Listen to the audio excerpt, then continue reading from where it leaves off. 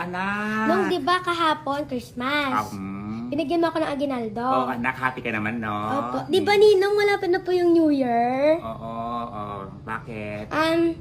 Ninong, pwede nga advance mo na ngayon yung ibibigay mo. Inaanak naman, kahapon, binigyan na kita ng aginaldo mo ng Pasko. Ninong, ilang araw na lang. Kaya nga anak, huwag ka naman ganyan, nakatanggap mo pala, kakabigay ko pala kahapon. Ninong, ibigay mo na, advance mo na lang. Anak, huwag ka naman ganyan, huwag maging abusado.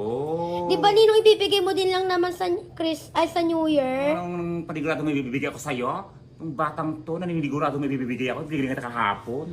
Di ba, Ninong? Wala.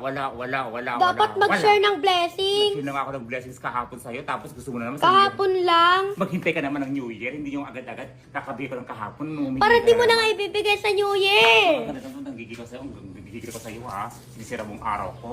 Binigyan na nga kita nung kahapon ng pamasko mo. Tapos gusto mo na naman. Sige na, Ninong. Ano Ano yan, ang damot-damot mo? Hindi ako maramot. Abusado ka lang talaga. Nakakagawa ka. Sulas nga dito. Damot mo?